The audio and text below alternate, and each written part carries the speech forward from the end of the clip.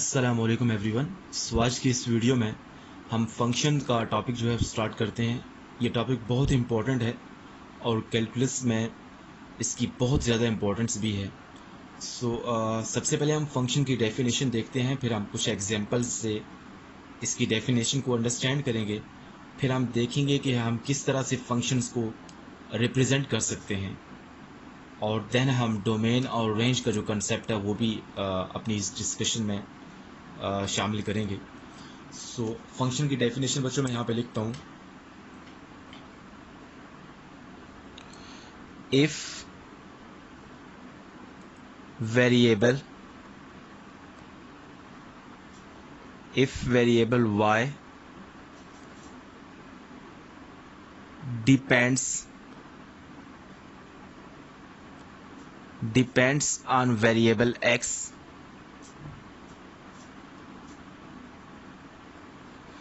depends on variable x, in such a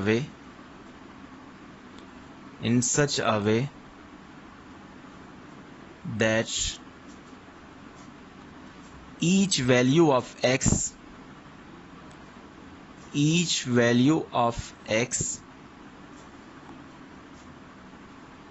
determines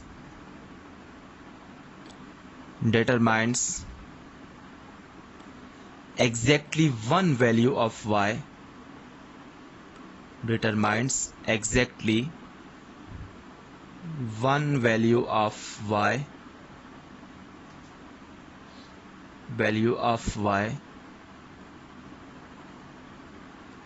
then we say that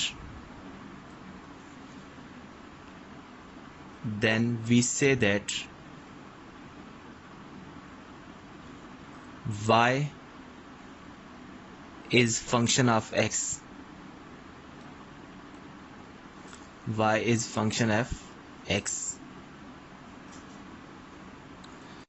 बच्चों, इस definition को मैं एक दफ़ा रिपीट करता हूँ कि अगर आपके पास कोई वेरिएबल y है जो कि वेरिएबल x पर डिपेंड कर रहा है, और इस तरह से डिपेंड कर रहा है कि x की हर वैल्यू हमें y की एक यूनिक वैल्यू देती है, तो इस तरह की करस्पोंडेंस को हम कहते हैं कि y is function of x।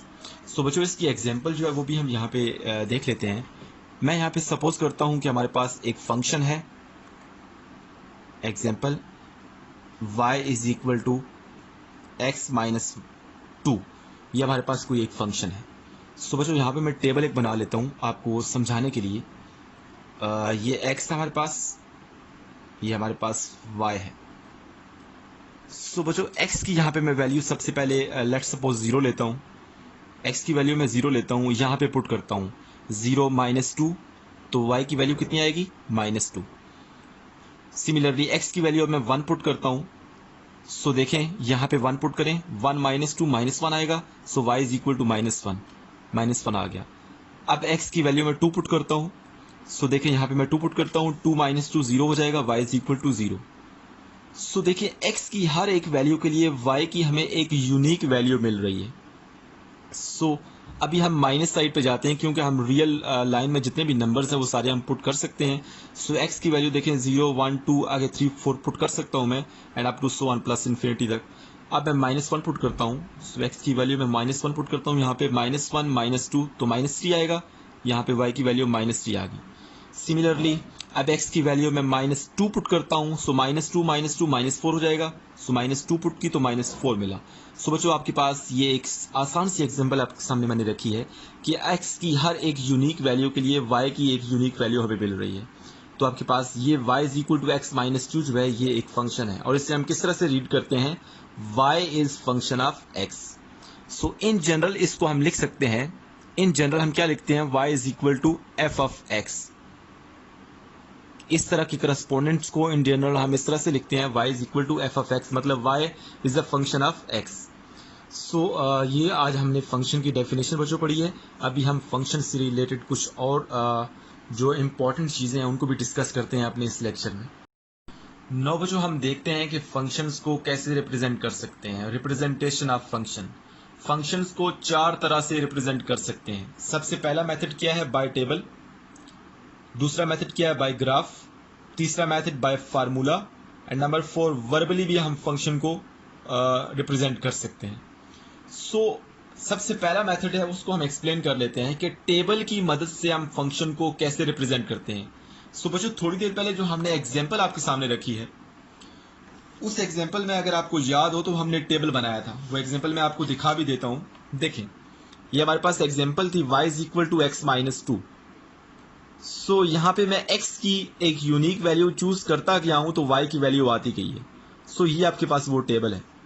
सो आपके पास अगर ये टेबल गिवन हो तो इस टेबल को देखकर भी हम कह सकते हैं कि ये फंक्शंस को रिप्रेजेंट कर रहा है, क्योंकि इसमें x की हर एक यूनिक वैल्यू y की एक यूनिक वैल्यू दे रही है।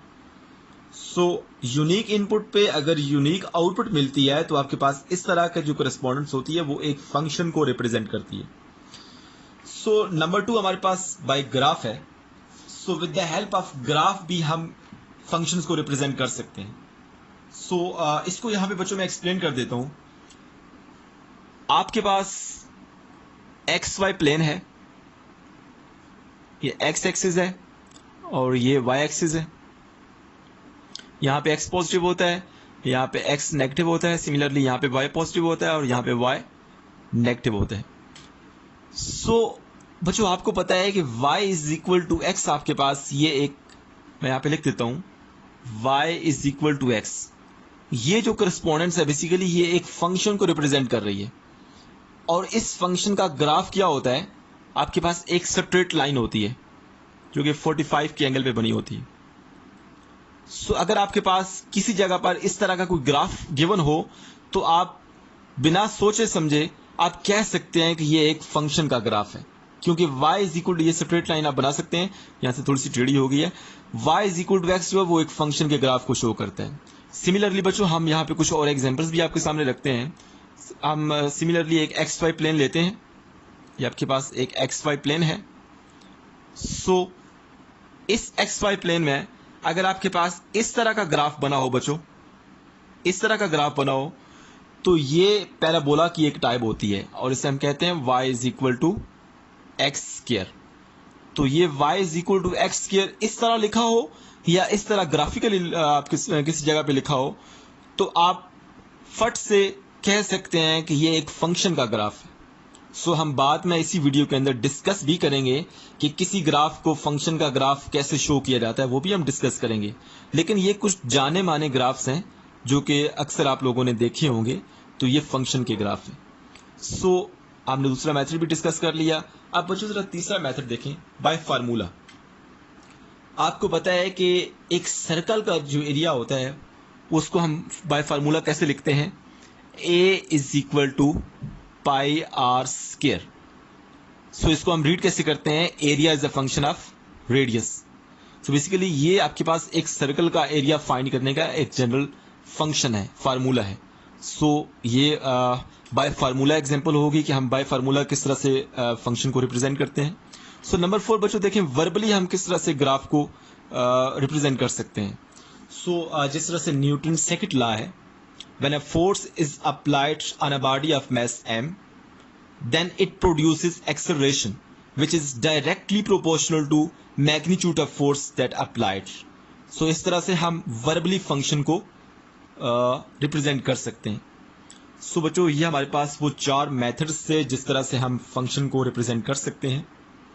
सो इन मेथड्स को हमने डिस्कस किया है। सो बच्चों अभी हम फंक्शन से रिलेटेड कुछ और इम्पॉर्टेंट जो एस्पेक्ट्स हैं वो डिस्कस करते हैं। सो अभी हमने थोड़ी देर पहले डिस्कस किया है कि हम with the help of graph भी फंक्शन को रिप्रेजेंट कर सकते हैं। सो हमें कैसे पता चलेगा कि कोई अगर ग्राफ गिवन हो तो वो किसी फंक्शन का ग्राफ है या नहीं है।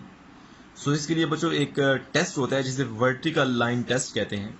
सो सबसे पहले इसको मैं यहाँ पे लिख देता हूँ। A curve in xy plane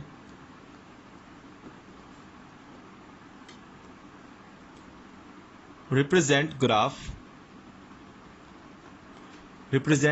of function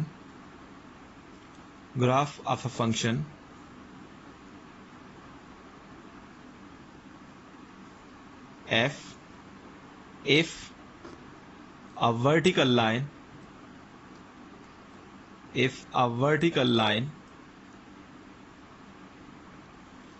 do not intersect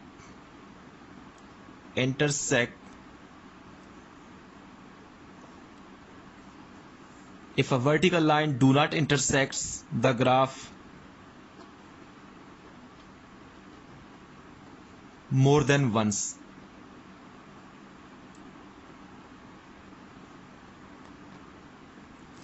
a curve in xy plane represent graph of a function f if a vertical line do not intersects the graph more than once.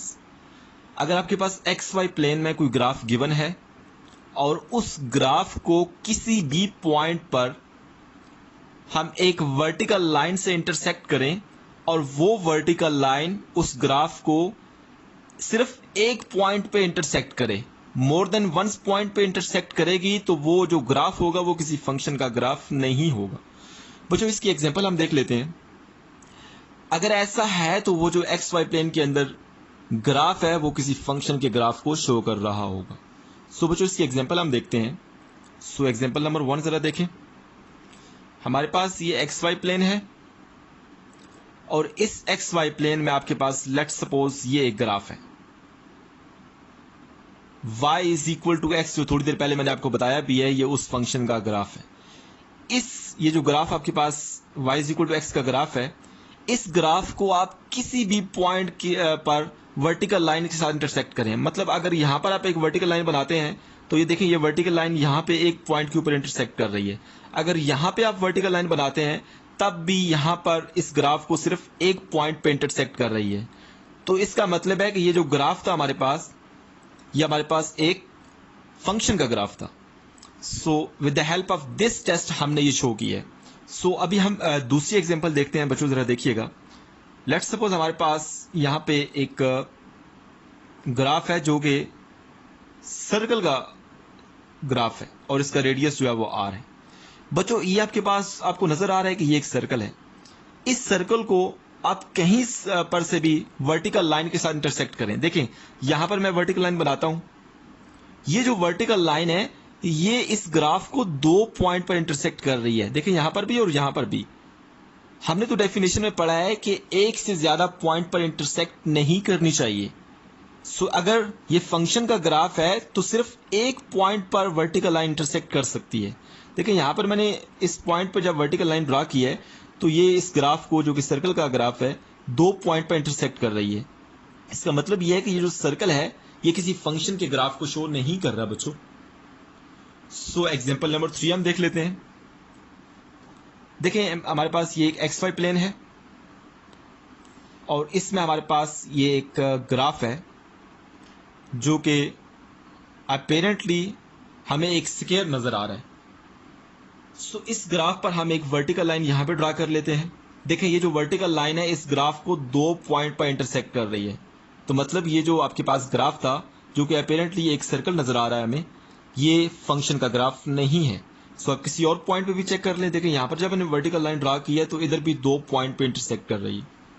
सो ये एक function का graph नहीं है by using vertical line test. Examples भी हम अपनी इस video का हिस्सा बनाते हैं।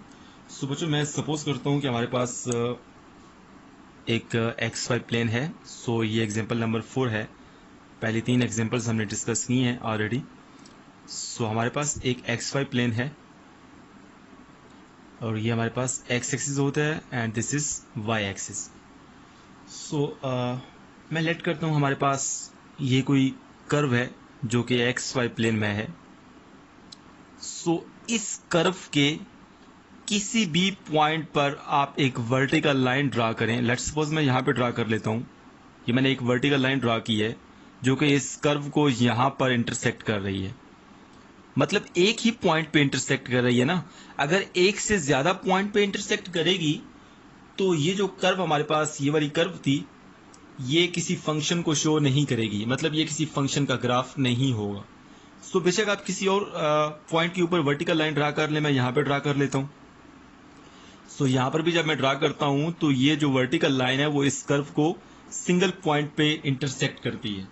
तो मतलब ये कि आपके पास ये जो कर्व थी ये किसी फंक्शन का ग्राफ है।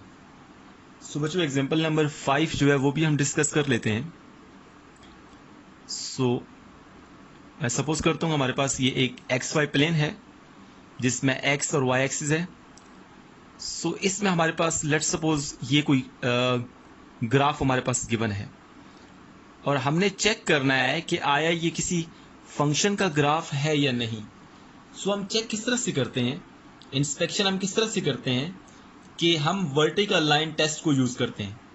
वर्टिकल लाइन टेस्ट क्या है कि आप गिवन ग्राफ पर एक वर्टिकल लाइन ड्रा करें किसी भी पॉइंट पर। तो ये जो वर्टिकल लाइन है वो गिवन ग्राफ को एक पॉइंट पे इंटरसेक्ट करनी चाहिए। अगर एक से ज्यादा पॉइंट पे इंटरसेक्ट करेगी तो ये जो ग्राफ हमारे पास गिवन है ये किसी फंक्शन का ग्राफ नहीं होगा। सो देखिए मैंने वर्टिकल लाइन ड्रा की है तो ये गिवन ग्राफ को यहां पर भी इंटरसेक्ट कर रही है और यहां पर भी इंटरसेक्ट कर रही है, मतलब 2 पॉइंट्स के ऊपर इंटरसेक्ट कर रही है। तो इसका मतलब यह है कि आपके पास ये जो ग्राफ गिवन था ये किसी फंक्शन का ग्राफ नहीं है। सो बच्चों इस तरह से हमने 5 एग्जांपल्स की हैं और हमने वर्टिकल लाइन टेस्ट को समझने की कोशिश की है। सो अभी हम इस टॉपिक को मजीद एग्जैजरेट करते हैं और इस टॉपिक्स में बहुत सी और इम्पोर्टेंट चीज़ें हैं उनको भी हम डिस्कस करते हैं। सो फंक्शन की जो डेफिनेशन है with the help of example जो है वो हमने अंडरस्टैंड की है। सो अभी हम देखते हैं कि डिपेंडेंट वेरिएबल और इनडिपेंडेंट वेरिएबल क्या होता है। सो बच्चों जिस तरह से हमने जनरल फॉर्म पढ़ी है कि जब y और x हमारे पास दो वेरिएबल्स जो हैं वो इस तरह से एक दूसरे के साथ करस्पॉन्ड करेंगे कि x की हर एक वैल्यू के लिए y की एक यूनिक वैल्यू मिलेगी, तो उसको हम इन जनरल फॉर्म में इस तरह लिखते हैं। सो आप देखिए हमने जो एग्जांपल की है उसमें हम x की वैल्यू चूज करते गए हैं और y की वैल्यू हमें मिलती गई है। सो जो x है वो इंडिपेंडेंट वेरिएबल है क्योंकि रियल लाइन में से हम कोई से भी नंबर हम चूज कर सकते हैं। सो जो y है वो x की वैल्यू पे डिपेंड कर रहा है, मतलब x की कोई वैल्यू देंगे तो y की कोई वैल्यू मिलेगी। सो बच्चों इस तरह से हम जो x वेरिएबल है उसको कहेंगे independent variable. Independent variable similarly x की कोई वैल्यू देंगे तो y की वैल्यू मिलेगी। सो y जो है वो x पे डिपेंड कर रहा है, सो y को हम कहेंगे dependent variable. Dependent variable. So बच्चों यहां पे इसकी एग्जांपल जो है हम देख लेते हैं। एक एग्जांपल मैं आपके सामने सॉल्व करता हूं और मैं आपको बताऊंगा कि x किस तरह से इंडिपेंडेंट वेरिएबल है और y किस तरह से डिपेंडेंट वेरिएबल है। सो हमारे पास सपोज करता हूं कि एक फंक्शन है and that function is y is equal to 2x minus 6। ये हमारे पास कोई फंक्शन है। सो यहाँ पे मैं टेबल बना लेता हूँ क्योंकि टेबल की मदद से हम चीज़ों को ज़्यादा आसानी तरह से अंडरस्टैंड करते हैं। सो आपके पास ये x है, सो ये y है, सो यहाँ पे मैं एक और ओके सही है, x की हम वैल्यू चूज करते हैं रियल लाइन में से। सो रियल लाइन आपके पास ये रियल लाइन होती है, इधर 0 होता है, यहाँ पे 1, यहाँ पे 2, अप टू सो ऑन, मतलब प्लस इन्फिनिटी को अप्रोच कर रहे हैं हम। अब लेफ्ट साइड पे आए 0 के तो -1, this is -2 and up to minus infinity. So इस रियल लाइन में से हम कोई से भी नंबर चूज कर सकते हैं और यहाँ पे एज ए एक्स की वैल्यू जो है वो यूज कर सकते हैं। सो सबसे पहले x की वैल्यू यहाँ पे मैं 0 पुट करता हूँ, 2 × 0 0 आएगा, 0 - 6, तो y की वैल्यू कितनी आएगी -6। x जब हमने 0 चूज किया तो y कितना आया -6 आया। सिमिलरली अब x की वैल्यू मैं 1 चूज करता हूँ, 2 को 1 से मल्टीप्लाई करें, 2 × 1 2 आएगा, 2 - 6 -4। सो x जब 1 चूज किया तो y की वैल्यू -4 आ गई। अब x की जगह मैं -1 चूज करता हूँ, 2 × -1 तो -2 आएगा, -2 - 6 तो -8 आएगा। सो x -1 चूज किया और y कितना आया -8। सिमिलरली x की वैल्यू 2 पुट करें तो 4 - 6, x की वैल्यू 2 पुट की मैंने और y की वैल्यू कितनी आई 4 - 6 -2 एंड सो ऑन। देखिए हमारे पास ये जो x है ये हम इस रियल लाइन में से खुद चूज कर रहे हैं। x जो है वो इंडिपेंडेंट वेरिएबल है। सो ये आपके पास जो x है ये जितने भी आपके पास x मैंने चूज किए हैं ये शो करते हैं कि आपके पास जो वेरिएबल x है वो इंडिपेंडेंट, वेरिएबल जो x है वो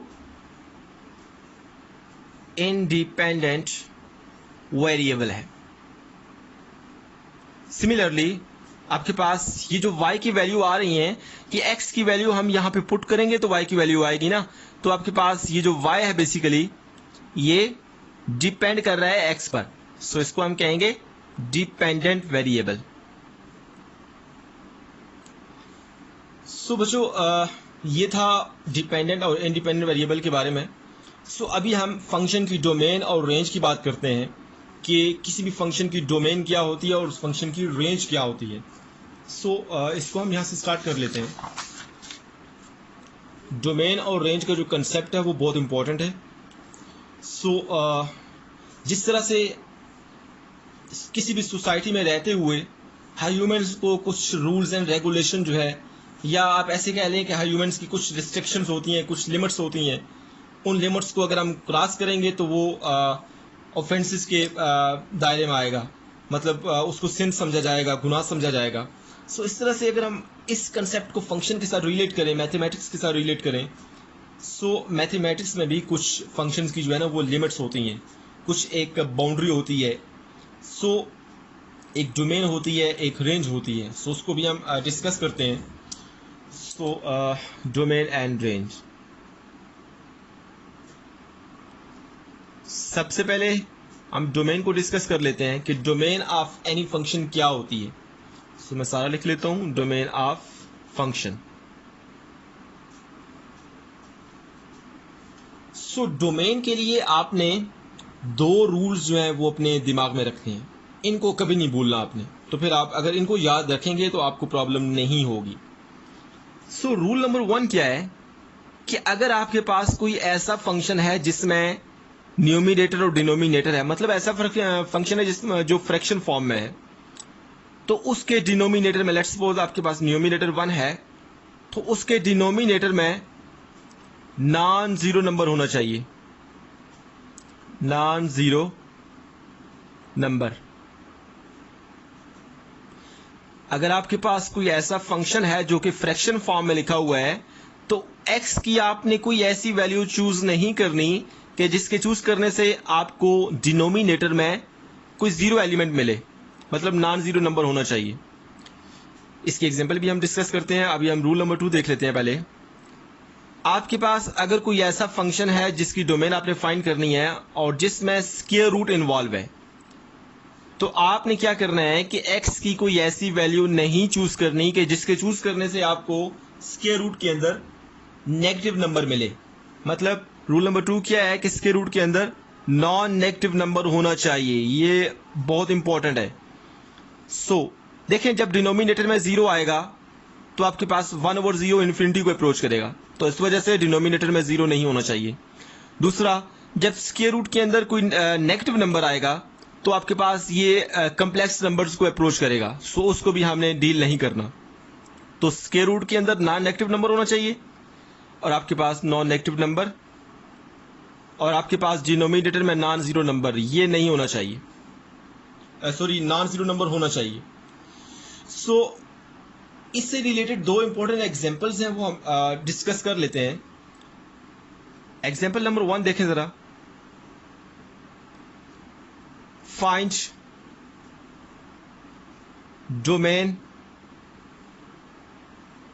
domain of y is equal to x divided by x minus 2 into x minus 6। सो ये आपके पास जो फंक्शन है ये फ्रैक्शन फॉर्म में लिखा हुआ है, मतलब न्यूमिनेटर भी है और डिनोमिनेटर भी है। सो हमने रूल नंबर 1 क्या पढ़ा है कि डिनोमिनेटर में हमेशा नॉन जीरो नंबर होना चाहिए। सो आपने चेक करना है कि ये डिनोमिनेटर जो है वो x की किन वैल्यूज के लिए 0 हो रहा है। देखिए x इज इक्वल टू 2 जब मैं पुट करता हूं तो 2 माइनस 2 0 हो जाएगा, तो ये सारा डिनोमिनेटर 0 हो जाएगा। सो 0 जो है वो हम x की वैल्यू चूज नहीं कर सकते, क्योंकि 0 चूज करने से डिनोमिनेटर 0 हो जाता है और हमें तो डिनोमिनेटर जो है वो नॉन जीरो नंबर चाहिए। सो x इज इक्वल टू 2 जो है ना वो तो डोमेन में नहीं आ सकता। सिमिलरली अगर मैं x की जगह 6 चूज करता हूं तो ये फैक्टर 0 हो जाएगा, 6 माइनस 6 0 हो जाएगा। सो 0 इंटू समथिंग 0 ही होगा, सो तब भी डिनोमिनेटर में 0 आ जाएगा। सो इस फंक्शन की जो डोमेन है वो मैं लिखता हूं यहाँ पे, लिखता हूं मैं domain of y this is equal to, देखिए रियल लाइन में से हम कोई सा भी नंबर x की वैल्यू चूज कर सकते हैं। अच्छा, जो वैल्यू हम खुद से फंक्शन को देंगे वो डोमेन होगी, और जो फंक्शन हमें देगा वो रेंज होगी। देखिए माइनस इन्फिनिटी से लेके 2 तक, अब ये 2 जो है ना इसके साथ स्मॉल ब्रैकेट है, मतलब 2 डोमेन में शामिल नहीं है। 2 से अगला जो नंबर है वो शामिल है, 2 से जो छोटा नंबर है 1.99। यूनियन, अब 2 तो शामिल नहीं है, 2 के साथ देखिए मैंने स्मॉल ब्रैकेट यूज की है। 2 to 6, अब 6 भी डोमेन में शामिल नहीं है क्योंकि 6 जब पुट करेंगे तो ये 0 हो जाएगा और हमें तो डिनोमिनेटर में नॉन जीरो नंबर चाहिए। सो 6 भी शामिल नहीं है, इसके साथ भी मैंने स्मॉल ब्रैकेट यूज की है। Again union 6 to plus infinity. So आपके पास ये इस फंक्शन की डोमेन है। देखें इसको मैंने किस फॉर्म में लिखा है, इसको आप नंबर्स फॉर्म में भी लिख सकते हैं कि set of all real numbers except 2 and 6 are the domain of this function. आप उस फॉर्म में भी लिख सकते हैं, मैं यहां पे लिख देता हूं R set of all real number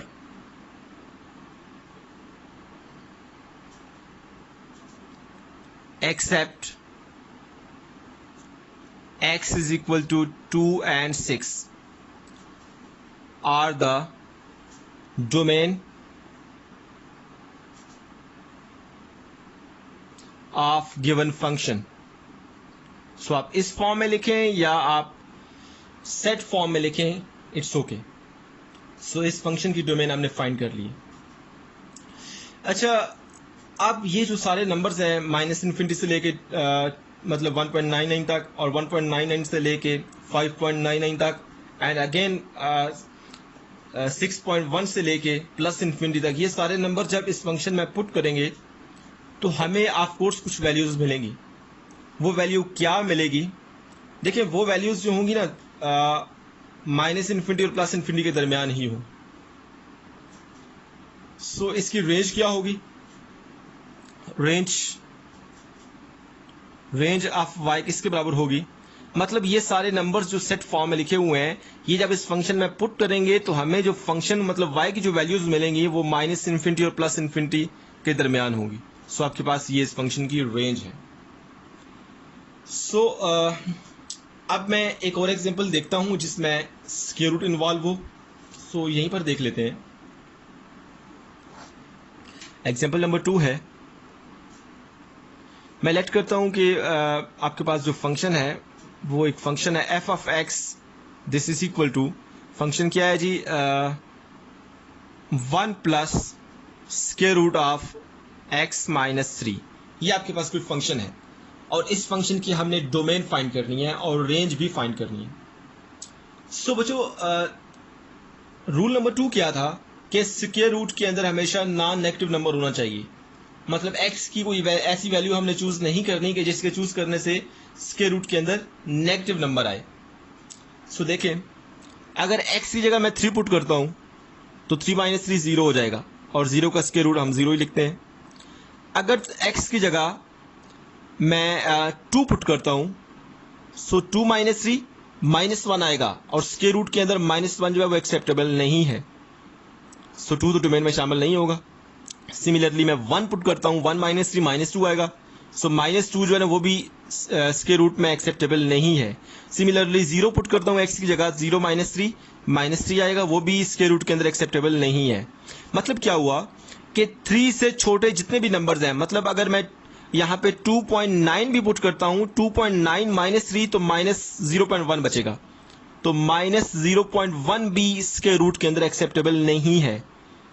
तो 3 से छोटे जितने भी नंबर्स हैं माइनस इन्फिनिटी तक, वो हम इस x की जगह यूज नहीं कर सकते क्योंकि उनके यूज करने से रूल नंबर 2 जो है वो ब्रेक होता है। तो उसकी डोमेन क्या होगी, मैं यहां पे लिखता हूं domain of f of x this is equal to 3 हम पुट कर सकते हैं, 4 पुट करेंगे तो 4 माइनस 3 1 आएगा। 1 जो है वो पॉजिटिव नंबर है, स्क्वायर रूट के अंदर पॉजिटिव नंबर एक्सेप्टेबल है।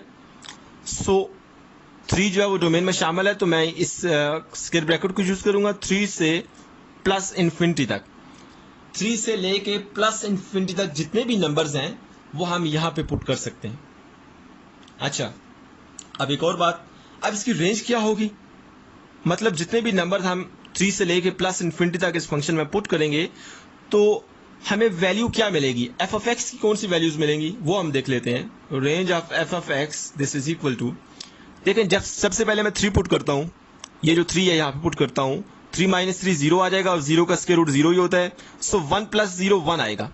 मतलब जब मैं डोमेन का पहला एलिमेंट पुट करता हूं यहां पे तो हमें 1 मिलता है। अब डोमेन का दूसरा एलिमेंट पुट करता हूं 4 माइनस 3, 4 माइनस 3 आपके पास क्या आता है? 1 आता है। 1 का स्क्वायर रूट 1 ही होता है। सो 1 प्लस 1 2 आएगा। पहले 1 आया था, अब 2 आया है। अब इसी तरह से ये नंबर इंक्रीज हो रहे हैं।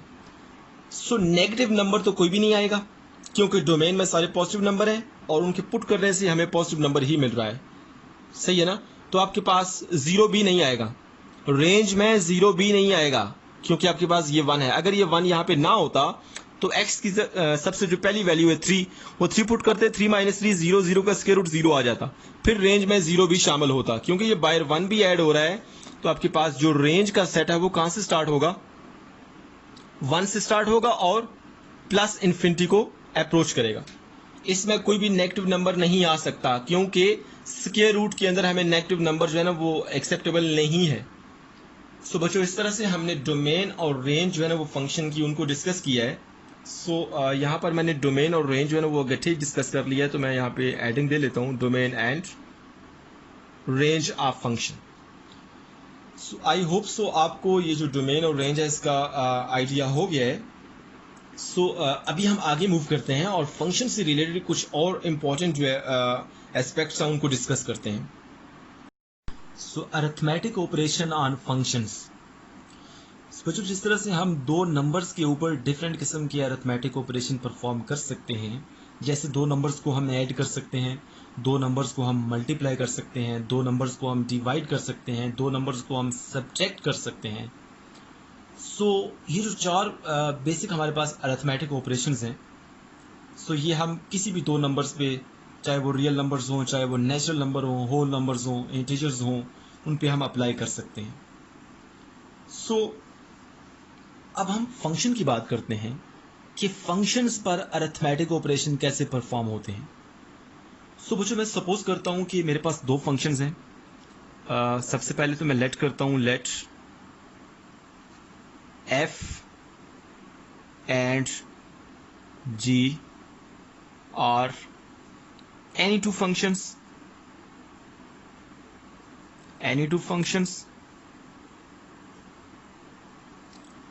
सो ये हमारे पास कोई से भी दो फंक्शंस हैं। सो बच्चों, इन दो फंक्शंस को मैं ऐड भी कर सकता हूं, इन दो फंक्शंस को मैं मल्टीप्लाई भी कर सकता हूं, सब्ट्रैक्ट भी कर सकता हूं और डिवाइड भी कर सकता हूं। सो जरा देखिएगा, ये x के दो फंक्शंस हैं, सो इनको मैं ऐड कैसे करूंगा? f plus g of x, this is actually equal to f of x plus g of x। देखें, दो फंक्शंस को मैंने ऐड कैसे किया है कि सिंपल आप f of x plus g of x दोनों को ऐड कर देंगे। सो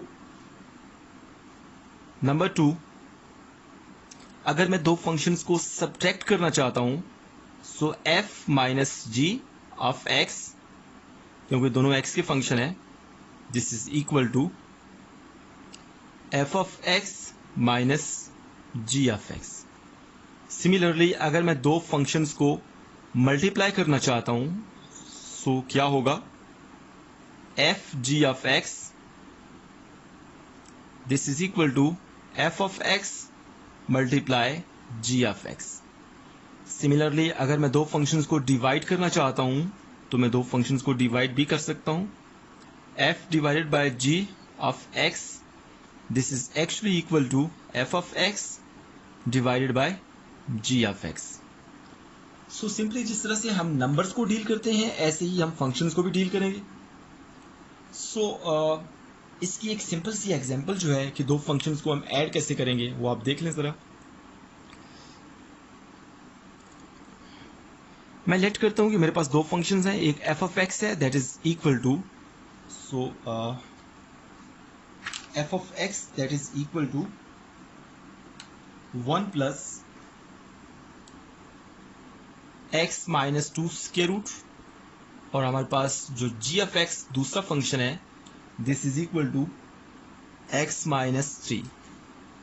सो अगर मैं दो फंक्शंस को ऐड करना चाहता हूं, सो देख लें हमने दो फंक्शंस को किस तरह से ऐड किया है। Addition of two function this is equal to f of x plus g of x. So मैं यहां पे लिखता हूं सोल्यूशन, जरा देखिएगा solution f plus g of x this is actually equal to f of x plus g of x. So सबसे पहले मैं एफ ऑफ एक्स की वैल्यू पुट करता हूं, हमारे पास ये गिवन है 1 plus x minus 2 square root plus g of x कितना है एक्स माइनस 3। सो इसको आप सिंप्लीफाई कर लें, देखें 1 minus 3 this is minus 2 plus x minus 2 square root. So आपके पास दो फंक्शंस को देखें हमने किस तरह से ऐड कर लिया है। सो ये आपके पास उसका रिजल्ट आ गया। आई होप सो आपको चीज़ें अंडरस्टैंड हो रही हैं कि किस तरह से हम फंक्शंस को ऐड करेंगे। सिमिलरली आप इन दोनों फंक्शन को सब्ट्रैक्ट भी कर सकते हैं, मल्टीप्लाई भी कर सकते हैं, डिवाइड भी कर सकते हैं। सो बच्चों अरिथमेटिक ऑपरेशंस एंड फंक्शंस तो हमने आइडिया ले लिया है। सो अब हमने जो डोमेन और रेंज का कंसेप्ट पढ़ा है कि फंक्शंस की डोमेन और रेंज क्या होती है, उस कंसेप्ट को हम यहाँ पे अप्लाई करते हैं। सो लेट करते हैं हमारे पास फंक्शन एफ की कोई डोमेन है, फंक्शन जी की कोई और डोमेन है, या मे भी दोनों के हिस्से में है। सो इन दोनों फंक्शन की डोमेन तो हमें पता है, रेंज भी पता है। तो अब इस सम की डोमेन क्या होगी, इस सब्ट्रैक्शन की डोमेन क्या होगी, मल्टीप्लिकेशन की डोमेन क्या होगी, दो फंक्शन को डिवाइड करेंगे तो उस रिजल्ट की डोमेन क्या होगी, वो कैसे फाइंड करनी है। सो ये हमारे पास एक इम्पॉर्टेंट टारगेट है। सो इस वीडियो में हम उसको भी अचीव करेंगे। सो सबसे पहले हम देखते हैं कि ये जो फंक्शंस ऐड किए हैं, सब्ट्रैक्ट किए हैं, मल्टीप्लाई किए हैं, डिवाइड किए हैं, इनकी डोमेन हम कैसे फाइंड करेंगे। जो आपने दो इंपॉर्टेंट रूल्स हैं वो याद रखने हैं। रूल नंबर 1 क्या है कि हमारे पास डोमेन ऑफ, जब हमने दो फंक्शंस को ऐड किया था, domain of f plus g, f minus g, f into g is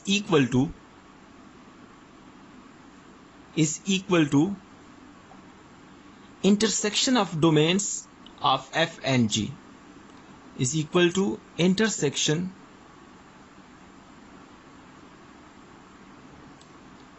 of domain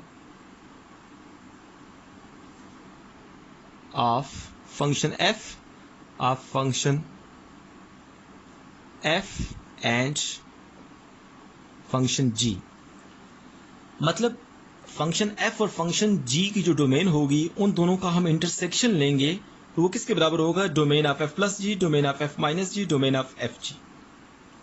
मतलब हमें परेशान नहीं होना कि अगर फंक्शन के सम की डोमेन हमने फाइंड करनी है तो फंक्शन की डोमेन का इंटरसेक्शन हमें लेना है। सिमिलरली फंक्शन की सब्ट्रैक्शन की अगर हमने डोमेन फाइंड करनी है तो सिंपली आपने क्या करना है कि intersection of domain of f and g लेना है, तो वो जो रिजल्ट आएगा वो इसकी डोमेन होगी। सिमिलरली ये जो प्रोडक्ट, दो फंक्शन के प्रोडक्ट की डोमेन होगी, this is equal to intersection of domain of f and intersection of domain of g. So ये रूल नंबर 1 है। सो रूल नंबर 2 क्या है कि हमारे पास जब दो फंक्शंस को हमने डिवाइड किया था तो उस यील्ड की डोमेन क्या होगी,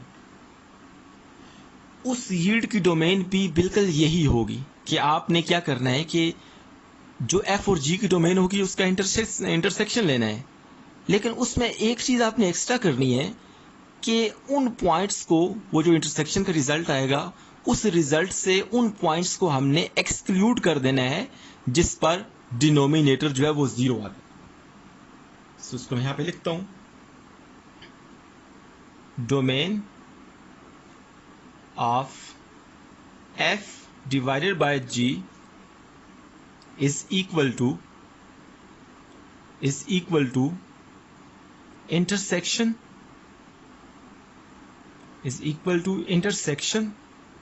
of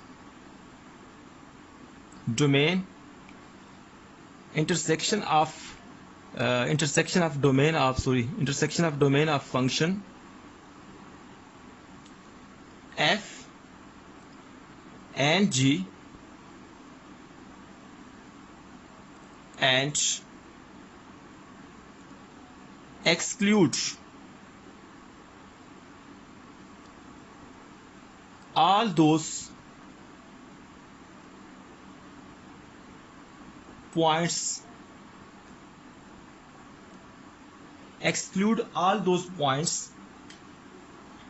in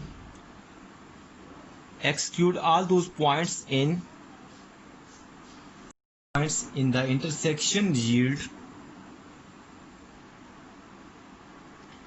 at which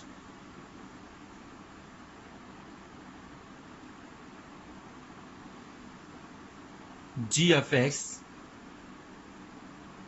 equal to 0. सो बच्चों रूल नंबर 2 क्या है कि जब आपने f ओवर g की डोमेन फाइंड करनी है तो इसकी domain is equal to intersection of domain of f and g, और उस इंटरसेक्शन में से आपने वो वाले पॉइंट्स जो हैं वो एक्सक्लूड कर देने हैं जिस पर g जो है वो 0 होता है. सो आई होप सो आपको ये जो दोनों रूल्स हैं इन दोनों की अंडरस्टैंडिंग हो गई है. सो अरिथमेटिक ऑपरेशंस ऑन फंक्शन जो है वो हमने सबसे पहले देखा है, और उसके बाद हमने देखा है कि ये जो दो फंक्शन का सम होता है या दो फंक्शन की जो सब्ट्रैक्शन होती है, दो फंक्शन की जो मल्टीप्लिकेशन होती है, इसकी डोमेन किसके बराबर होती है. सिमिलरली दो फंक्शंस को जब हम डिवाइड करेंगे तो उस यील्ड की डोमेन क्या होगी. सो ये दोनों जो रूल्स हैं ये एक दूसरे से मिलते जुलते हैं, थोड़ी बहुत इन दोनों में चेंजिंग है.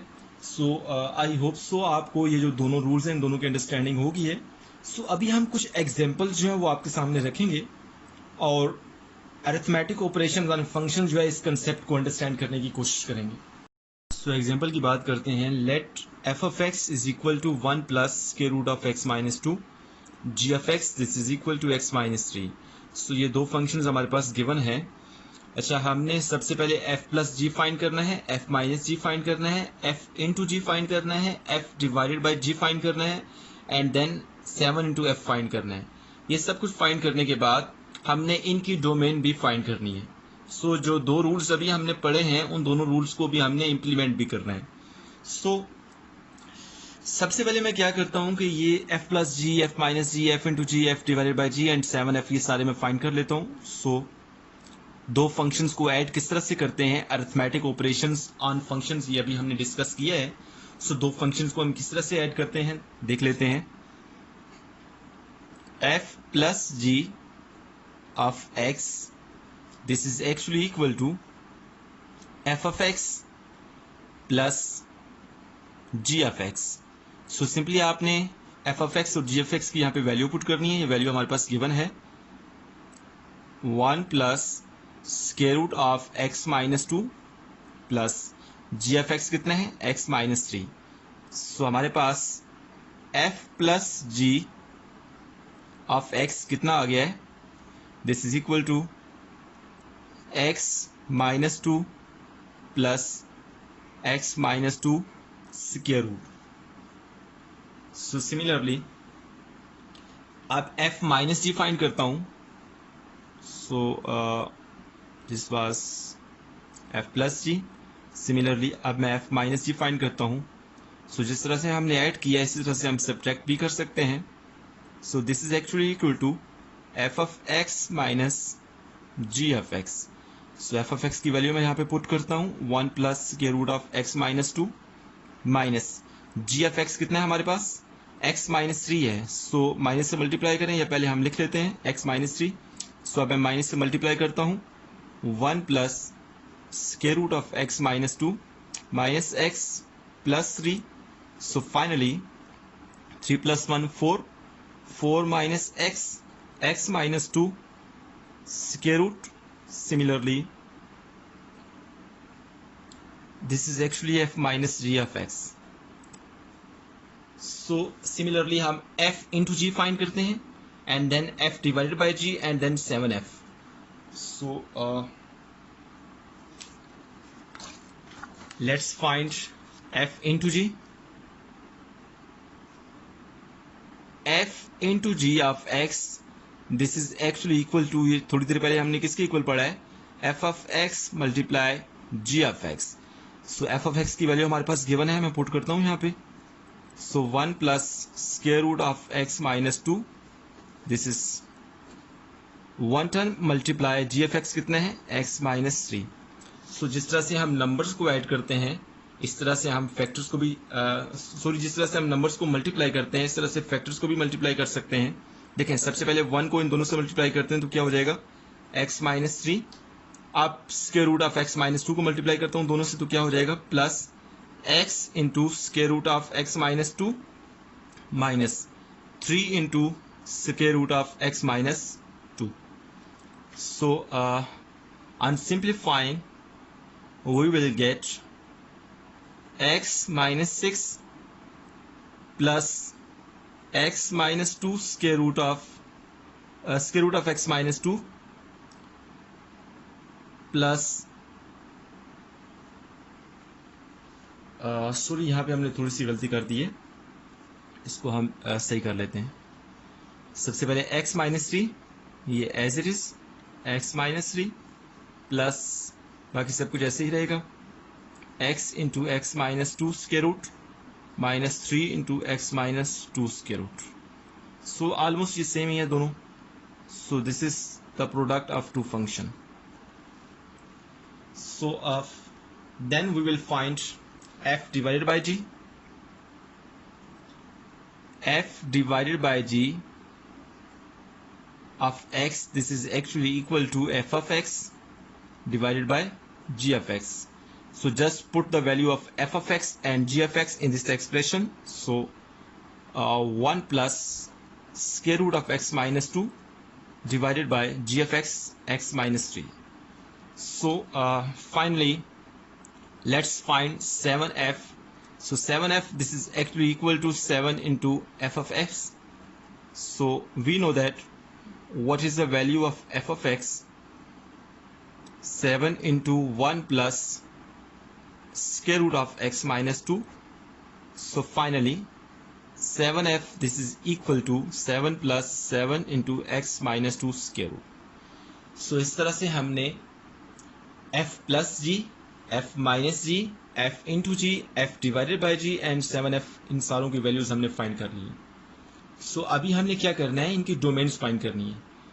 सो थोड़ी देर पहले हमने क्या पढ़ा है कि फंक्शंस के ऊपर जब अरिथमेटिक ऑपरेशन हम अप्लाई करते हैं, मतलब प्लस करते हैं या उनको मल्टीप्लाई करते हैं, सब्ट्रैक्ट या डिवाइड करते हैं, तो उनकी डोमेन कैसे फाइंड करते हैं. हमने बेसिकली 2 रूल्स डिस्कस किए थे. और पहला रूल क्या कहता था कि f plus g, f minus जी और f इंटू जी, इनकी जो डोमेन होगी वो हमारे पास intersection of domain of f and g होगी. मतलब जो f और g की डोमेन होगी उसका जो इंटरसेक्शन होगा वो इनकी डोमेन के बराबर होगा. सो सबसे पहले तो मुझे f और g की डोमेन चाहिए.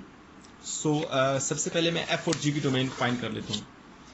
सो ये हमारे पास फंक्शंस हैं, मैं यहाँ पर लिख लेता हूँ s f of x, this is equal to 1 plus x minus 2. Similarly हमारे पास जो g of x है वो भी हमारे पास गिवन है, दैट इज x minus 3. सो जो डोमेन के लिए 2 रूल्स मैंने आपको बताए हैं. पहला रूल क्या है कि स्क्वायर रूट में नॉन नेगेटिव नंबर होना चाहिए. देखिए हमारे पास f of x जो है इसमें x minus 2 जो स्क्वायर रूट में है. x की हमने कोई ऐसी वैल्यू यहाँ पे नहीं पुट करनी जिससे यहाँ पे कोई नेगेटिव नंबर आ जाए. फॉर एग्जाम्पल अगर मैं x की जगह पे यहाँ पे -1 पुट करता हूँ तो -1, -2, -3 हो जाएगा जो कि स्क्वायर रूट के अंदर है. सो स्क्वायर रूट के अंदर नॉन नेगेटिव नंबर होना चाहिए।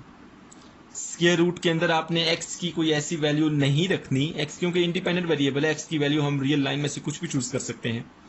सो स्क्वायर रूट के अंदर x की कोई ऐसी वैल्यू चूज नहीं करनी जिससे स्क्वायर रूट के अंदर नेगेटिव नंबर आए। सो इस फंक्शन f की जो डोमेन है मैं यहां पे लिखता हूं, domain of f this is equal to, देखें अगर मैं यहां पे 0 रखता हूं तो -2 मिलेगा, 1 रखता हूं तब -1 -2 -1 मिलेगा। सो 1 भी नहीं रख सकता, 0 भी नहीं रख सकता। अगर मैं नेगेटिव साइड पे जाता हूं तो -1 रखता हूं, -1 -2 -3 आता है, तो स्क्वायर रूट के अंदर -3 भी अलाउ नहीं है। -4 पुट करें, -10 पुट करें। सो 1 से लेके -इन्फिनिटी तक हम कोई भी नंबर पुट नहीं कर सकते। मेरे कहने का मतलब क्या है कि अगर हम इस तरह से बैकवर्ड मूव करते हैं, लेट्स सपोज मैं आपको यहाँ पे बता देता हूँ। देखें हमारे पास ये रियल लाइन होती है, ये 0 होता है, ये 1, ये 2, ये 3 and so on. This is -1 -2 -3 -4 and so on. So अगर हमारे पास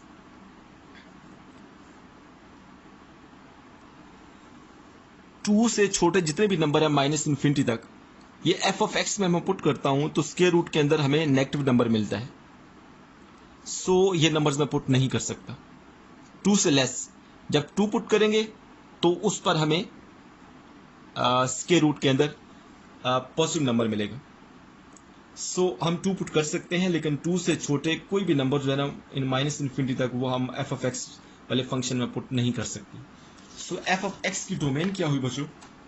सो f ऑफ x की डोमेन मैं यहाँ पे लिखता हूँ, हमारे पास इस फंक्शन f ऑफ x की जो डोमेन है दिस इज इक्वल टू, ये जो ब्रैकेट होती है स्क्वायर ब्रैकेट, इसका मतलब है कि ये जो आपके पास इंटरवल का एंड पॉइंट है या जो इंटरवल का स्टार्टिंग पॉइंट है, वो हमारे पास जो सोल्यूशन है, जो हमारे पास डोमेन है, उसमें शामिल है 2 to +इन्फिनिटी।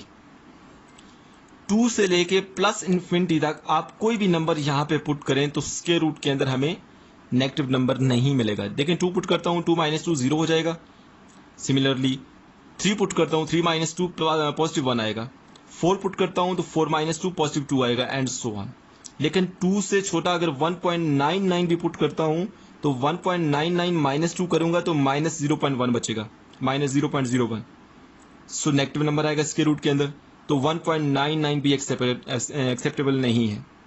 सो इस वजह से हम ये इसकी डोमेन में शामिल नहीं करेंगे। सिमिलरली हमारे पास जी एफ एक्स जो फंक्शन है, इसकी डोमेन जो है वो हम -इन्फिनिटी से लेके +इन्फिनिटी तक कोई भी नंबर पुट कर सकते हैं, क्योंकि -इन्फिनिटी और +इन्फिनिटी के दरमियान जितने भी नंबर्स हैं, अगर वो हम पुट करते हैं जी एफ एक्स में, तो ना ही हमें डिनोमिनेटर में 0 मिलता है और ना ही हमें स्क्वायर रूट के अंदर माइनस मिलता है, क्योंकि ये दोनों पॉसिबिलिटी यहाँ पे हैं ही नहीं। सो मैं यहाँ पे लिखता हूँ domain of g this is equal to -infinity to +infinity. ये हमारे पास जो स्मॉल ब्रैकेट्स होती हैं, इसका मतलब ये है कि जो एंड पॉइंट्स हैं वो शामिल नहीं है। सो -इन्फिनिटी और +इन्फिनिटी के दरमियान जो नंबर्स हैं वो सारे जी की डोमेन में शामिल हैं। सो हमारा जो मेन टारगेट था वो f+g, f-g, f into g, f divided by g and 7f जो है उनकी डोमेन फाइंड करना था। सो मैं यहाँ पे लिखता हूँ डोमेन ऑफ f+g, क्योंकि इन सारों की डोमेन एक जैसी ही होगी तो मैं अंगूठा लिख लेता हूँ f-g, f into g, this is actually equal to intersection of domain of f, intersection, ये डोमेन ऑफ f है और इसका इंटरसेक्शन हमने किससे लेना है? डोमेन ऑफ g के साथ। मतलब डोमेन ऑफ f की जो डोमेन होगी और जो g की डोमेन होगी, उन दोनों का जब हम इंटरसेक्शन लेंगे तो वो जो रिजल्ट आएगा वो इसकी इन तीनों की डोमेन के बराबर होगा। सो मैं डोमेन ऑफ f जो हमने फाइंड किया वो मैं यहाँ पे लिखता हूँ 2 to +infinity intersection -infinity to +infinity. So बच्चों हमारे पास जो रियल लाइन होती है वो -इन्फिनिटी से लेके +इन्फिनिटी तक होती है। सो हमारे पास अगर हम देखें तो ये जो -इन्फिनिटी से +इन्फिनिटी, ये पूरी रियल लाइन है और ये जो f की डोमेन है वो क्या है, 2 से लेके प्लस इन्फिनिटी तक। तो 2 से लेके प्लस इन्फिनिटी जो है ना वो दोनों में कॉमन है। सो हमारे पास ओवरऑल जो डोमेन आएगी f plus g, f minus जी और f इंटू जी, वो क्या आएगी, 2 टू प्लस इन्फिनिटी। सो यहाँ पर ब्रैकेट जो वो चेंज कर लें। ये जो स्केल ब्रैकेट है ना ये स्मॉल ब्रैकेट है, क्योंकि प्लस इन्फिनिटी जो है वो अनडिटरमाइंड फॉर्म होती है, तो ये तो डोमेन में शामिल नहीं होगा ना, इससे जो पहले वाला नंबर होगा वो वाला शामिल होगा। सो यहाँ पर भी हमारे पास ये स्मॉल ब्रैकेट आती है, इसको काइंडली सही कर लीजिएगा। सो यहाँ पर स्मॉल ब्रैकेट और यहाँ पर कैपिटल ब्रैकेट, स्केल ब्रैकेट जिसे कहते हैं, क्योंकि 2 जो है ना वो डोमेन में शामिल है, f की डोमेन में शामिल था। सो हमारे पास f plus g, f minus जी और f इंटू जी, इन तीनों की जो डोमेन है वो हमारे पास 2 टू प्लस इन्फिनिटी आ गई। सो अभी हमने f ओवर g की डोमेन फाइंड करनी है। तो जो हमारे पास रूल नंबर 2 था, रूल नंबर 2 क्या कहता है कि हमारे पास जो f और g की डोमेन होगी उनका इंटरसेक्शन जो होगा वो जो रिजल्ट आएगा वो f और g की डोमेन होगी। लेकिन एक चीज उसमें एक्स्ट्रा करनी है कि वो सारे पॉइंट्स जिस पर g हमें 0 देता है उन पॉइंट्स को हमने रिजल्ट से निकाल देना है। मतलब क्या हुआ, देखें हमारे पास अब हमने फाइंड करना है domain of f divided by g।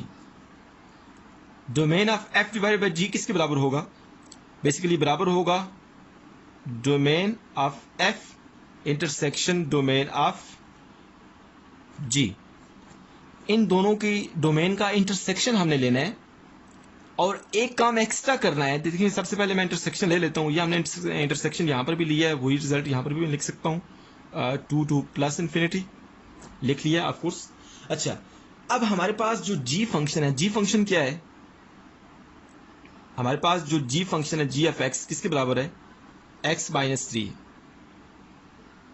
So x minus 3 ये जो g ऑफ x है ये कौन से पॉइंट, मतलब x की कौन सी वैल्यू रखेंगे ये 0 वैल्यू देगा, क्योंकि जब ये 0 वैल्यू देगा तो डिनोमिनेटर में देखें 0 आएगा, तो जिसकी वजह से ये अनडिटरमाइंड फॉर्म बन जाएगी। तो हमने एस, मैं यहाँ पे लिखता हूँ S g of 3 is equal to 0, मतलब x की वैल्यू अगर मैं 3 पुट करूं, x की वैल्यू अगर मैं यहाँ पे 3 पुट करूं तो हमें 0 मिलता है। सो ये जो डोमेन हमने फाइंड किया है f ओवर g की, इसमें से आप ये जो पॉइंट 3 है इसको निकाल दें। तो इसको लिखूंगा कैसे मैं, finally domain of f divided by g this is equal to 2 to 3 शामिल नहीं है डोमेन में, union 3 to plus infinity. So यहाँ पर मैंने लिख दिया है। देखें ये जो स्मॉल ब्रैकेट है इसका मतलब है कि आपके पास जो पॉइंट 3 है वो डोमेन में शामिल नहीं है, यूनियन 3। अब यहाँ पर जो 3 मैंने लिखा है इसके साथ भी देखिए मैंने स्मॉल ब्रैकेट लिखी है, इसका मतलब है कि 3 जो है वो डोमेन में शामिल नहीं है।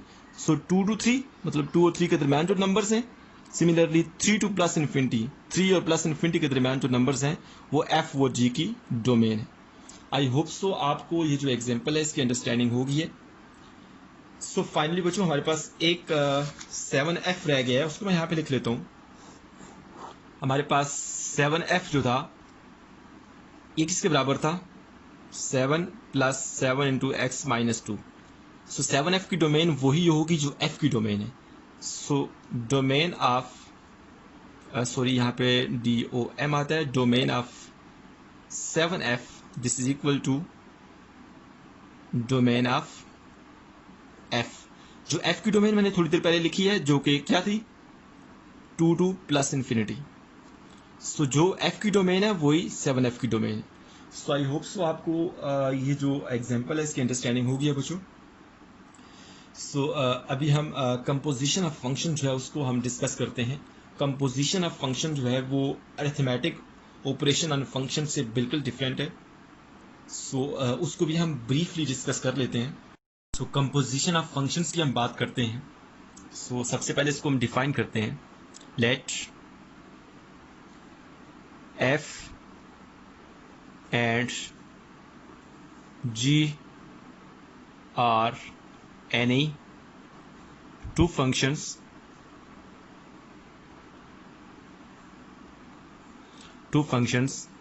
then composition of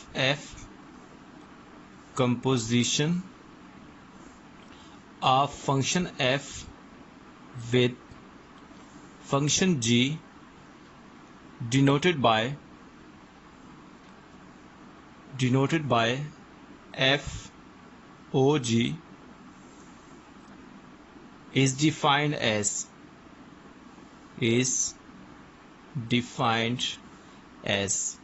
दो फंक्शन है f और g। f की कंपोजिशन g के साथ जो है उसको हम किस तरह से डिनोट करते हैं, f o g, और इसको हम किस तरह से डिफाइन करेंगे, f o g of x this is actually equal to f of g of x। सो इस तरह से हम दो फंक्शन की कंपोजिशन को डिफाइन करते हैं।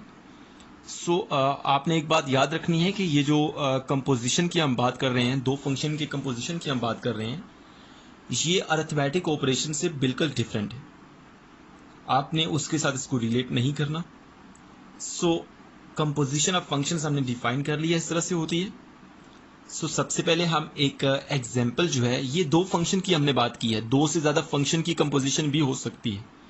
सो उस एग्जांपल को भी हम अपनी इस वीडियो का हिस्सा बनाएंगे। सो बाय द वे अभी हम एक एग्जांपल देखते हैं जिसमें हम दो फंक्शंस लेते हैं और उन दो फंक्शन की हम कंपोजिशन फाइंड करते हैं। सो हमारे पास एग्जांपल है, late f of x this is equal to x square plus 3 and g of x this is equal to square root of x। सो हमने फाइंड क्या करना है, find f o g of x and g o f of x। सो हमने सबसे पहले f की g के साथ कंपोजिशन और देन g की f के साथ कंपोजिशन जो है वो हमने फाइंड करनी है। सो सबसे पहले हम f o g की बात कर लेते हैं। So by definition f o g of x किसके बराबर है, f of g of x। सो सबसे पहले मैं यहां पे लिख लेता हूं solution, f o g of x ये हमने फाइंड करना है। So by the definition of composition of functions हमें पता है कि f o g of x जो है दिस इज इक्वल टू, बच्चों आपने अंडरस्टैंड करने के लिए खुद से एक अगर आप मेजरमेंट रखना चाहते हैं तो रख लें। देखें ये जो o है इसको जब आप ख़त्म करेंगे तो इसकी जगह स्मॉल ब्रैकेट आ जाएगी। सो ये जो g of x है बेसिकली ये जो इंडिपेंडेंट वेरिएबल x था फंक्शन f में उसकी जगह पे आ गया। सो g of x की वैल्यू मैं यहाँ पे पुट करता हूँ, f ऐसे ही रहेगा। g of x कितना है, स्क्वायर रूट ऑफ x, ये हमारे पास गिवन है। सो ये हमने फाइंड करना है। सो अगर आपके पास कोई फंक्शन गिवन हो और आपसे कहा जाए कि किसी एक खास पॉइंट के ऊपर उस फंक्शन की वैल्यू चाहिए, तो आप क्या करेंगे कि उस पॉइंट को फंक्शन के अंदर जो वेरिएबल है उससे रिप्लेस कर देंगे। सो आपको अगर f of x square root चाहिए तो f वाले फंक्शन में x को रिप्लेस कर दें स्क्वायर रूट x से। सो ये क्या हो जाएगा, this is equal to x square root of x square plus 3। बच्चों हमने ये फाइंड करना है ना, ये f of square root x है। तो हमारे पास जो f of x function given है उसमें x को रिप्लेस कर दें यहाँ पर भी और यहाँ पर भी स्क्वायर रूट x से। सो मैंने राइट हैंड साइड पे स्क्वायर रूट x से जो x की जगह पे मैंने लिखना था वो रिप्लेस कर दिया है। सो देखिए आप ये जो स्क्वायर है ये स्क्वायर रूट से कैंसिल, तो क्या बचा x प्लस 3। सो x प्लस 3 इनडायरेक्टली किसके इक्वल है, f o g of x के इक्वल है। सो इस तरह से हमने दो फंक्शन की कंपोजिशन फाइंड की। सो अब हम क्या करते हैं, g ऑफ f फाइंड करते हैं, मतलब g की f के साथ जो कंपोजिशन है वो हम फाइंड करते हैं और देखते हैं कि आया हमारा जो आंसर है वो f ऑफ g के इक्वल आता है या नहीं आता। so, उसको हम मतलब देख लेते हैं, जरा देखिएगा। सो हमारे पास f ऑफ x जो है वो किसके इक्वल है, x स्क्वायर प्लस 3 के इक्वल है, और हमारे पास जो g ऑफ x है वो किसके इक्वल है, स्क्वायर रूट ऑफ x के इक्वल है। और हमने फाइंड क्या करना है, g of f of x ये हमने फाइंड करना है। सो बाय डेफिनेशन जब हमारे पास जो g फंक्शन है वो f के साथ कंपोजिशन करेगा, कंपोजिशन बनाएगा, तो वो किसके इक्वल होगा, g of f of x this is actually equal to g of, इस o को ख़त्म करें तो यहाँ पे ब्रैकेट आ जाएगी, f ऑफ x। सो ये हमने फाइंड करना। सो एफ ऑफ एक्स हमारे पास ये गिवन है, यहाँ पे आप सिंपली पुट कर दें। सो मैं पुट करता हूँ जी ऑफ एक्स स्क्वायर प्लस 3, ये बच्चों हमने फाइंड करना है। सो ये आप फाइंड करेंगे तो ये indirectly g of f of x के इक्वल ही होगा। सो हमारे पास अब हमने जी वाले फंक्शन की बात करनी है। हमारे पास जी वाला फंक्शन गिवन है, देखें जी वाला फंक्शन हमारे पास ये है। इस जी वाले फंक्शन में एक्स को रिप्लेस कर दें एक्स स्क्वायर प्लस 3 से, दोनों साइड पे, यहाँ पर भी और यहाँ पर भी। सो लेफ्ट साइड पे मैंने रिप्लेस कर दिया, सो राइट हैंड साइड पर भी मैं एक्स को रिप्लेस कर देता हूँ उसके रूट ऑफ एक्स को रिप्लेस करता हूँ एक्स स्क्वायर प्लस 3 से, और स्क्वायर रूट तो यहाँ पर पहले ही है। सो हमारे पास जी ऑफ एफ ऑफ एक्स की वैल्यू ये आ गई। सो बच्चों इस चीज से हमें एक चीज का आइडिया हो गया है कि आपके पास जो f o g of x है, this does not equal to g o f of x. So f की अगर हम जी के साथ कंपोजिशन करें तो वो कभी भी बराबर नहीं होगी जब हम जी की एफ के साथ कंपोजिशन करेंगे। सो आई होप सो आपको ये जो एग्जांपल है इसकी अंडरस्टैंडिंग होगी है। सो अभी हम कोशिश करते हैं कि 3 फंक्शंस लेते हैं और 3 फंक्शन की कंपोजिशन जो है उसको हम डिस्कस करते हैं। सो एग्जांपल नंबर 2 में हम 3 फंक्शंस लेते हैं और 3 फंक्शंस की हम कंपोजिशन जो है वो फाइंड करते हैं। सो हमारे पास 3 फंक्शंस हैं, एक एफ ऑफ एक्स है, जी एफ एक्स है एंड एच एफ एक्स है। सो हमने फाइंड क्या करना है, f o g o h of x. So हमारे पास 3 फंक्शंस हैं, तो हम राइट हैंड साइड से पहले 2 फंक्शंस को सपोज कर लेते हैं। देखें हमने फाइंड क्या करना है, f o g o h of x, ये हमने फाइंड करना है। और by the definition of composition of functions हम इसको किस तरह से एक्सपेंड कर सकते हैं, मैंने आपको बताया था कि आप अपने तौर पे अंडरस्टैंड करने के लिए ये जो दरमियान में ओ लिखा हुआ है इसको आप जब खत्म करेंगे तो उसकी जगह ब्रैकेट आ जाएगी।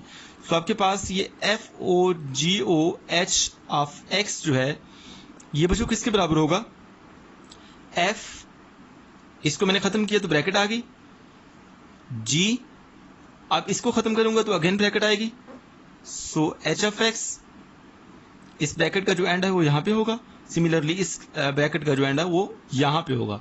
सो बच्चों ये हमने फाइंड करना है। सो सबसे पहले हम इस ये जो ब्रैकेट के अंदर आपके पास 2 फंक्शंस हैं जो कि कंपोज हो रहे हैं, इनको हम डील करते हैं। So f of g of h f x हमारे पास जो है वो कितना है, h f x, this is x cube. So ये हमने फाइंड करना है। सो अब हम इसको डील करते हैं। देखें जी ऑफ एक्स क्यूब, हमारे पास जी ऑफ एक्स फंक्शन गिवन है, इसमें एक्स को रिप्लेस कर दें यहां पर भी और यहां पर भी एक्स क्यूब से रिप्लेस कर दें तो क्या हो जाएगा, ये देखिएगा जरा, F of 1 over x cube हो जाएगा, ये हमने फाइंड करना है।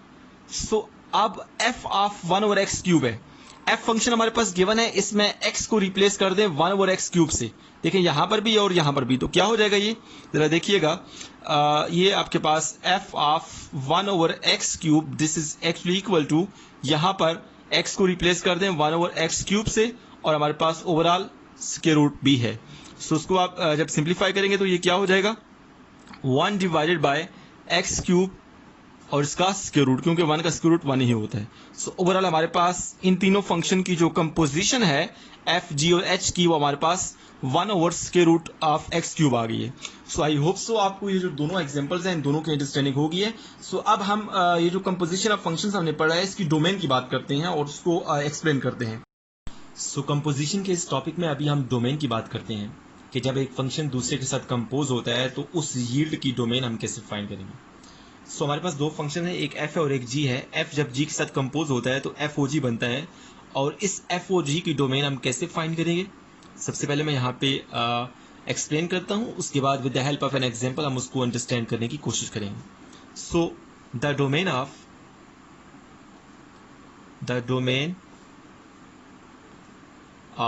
F o g is defined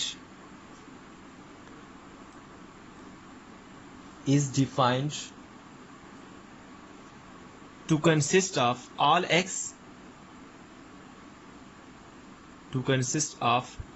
x in the domain of g of x, जो सेकंड फंक्शन है, in the domain of g of x for which g of x is in the domain of f.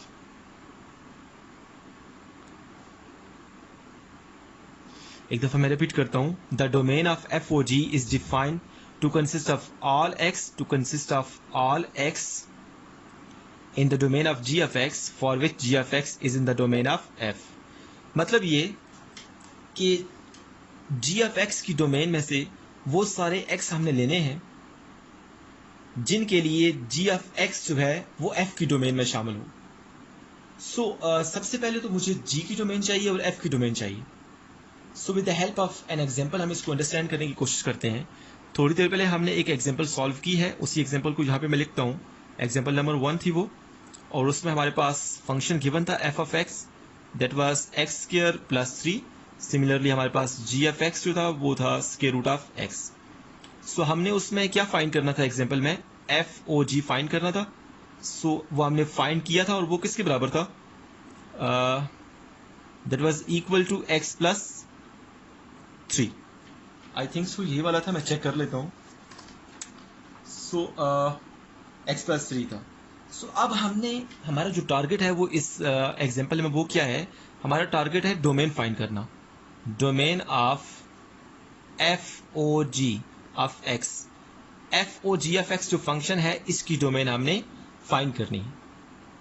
बच्चों ये जो second function है जी function, इसकी domain सबसे पहले मैं यहाँ पे लिखता हूँ.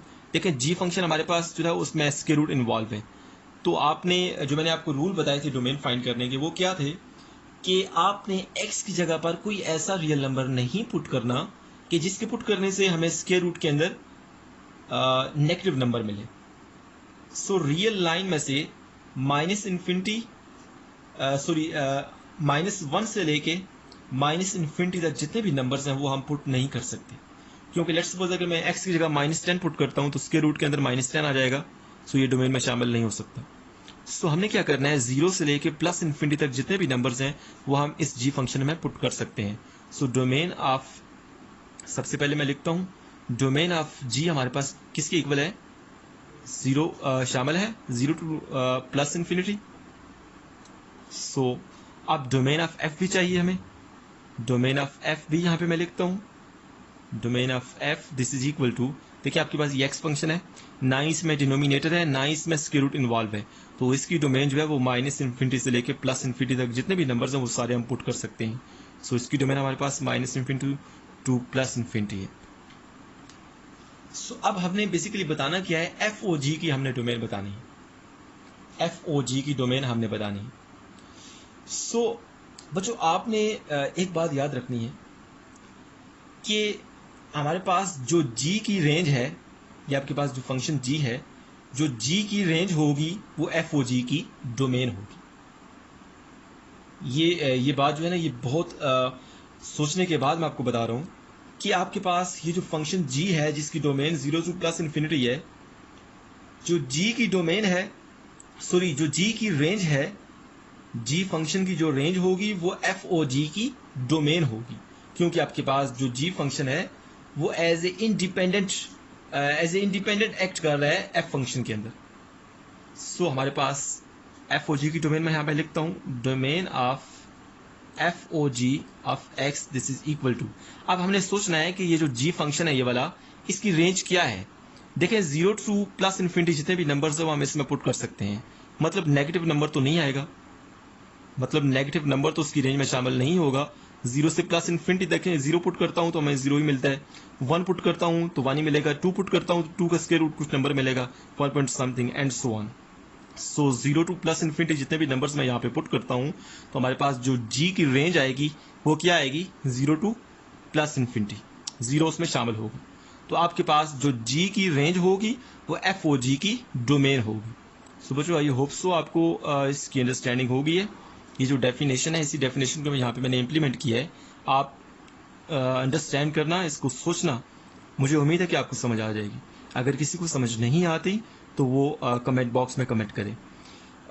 इस वीडियो में हमने बेसिकली कंपोजिशन ऑफ फंक्शन को डिस्कस किया है, हमने अरिथमेटिक ऑपरेशन ऑन फंक्शन को डिस्कस किया है, फंक्शन की डेफिनेशन देखी है हमने, डोमेन और रेंज के कंसेप्ट को देखा है, उसके बाद वर्टिकल लाइन टेस्ट को देखा है जो कि बहुत इंपॉर्टेंट है।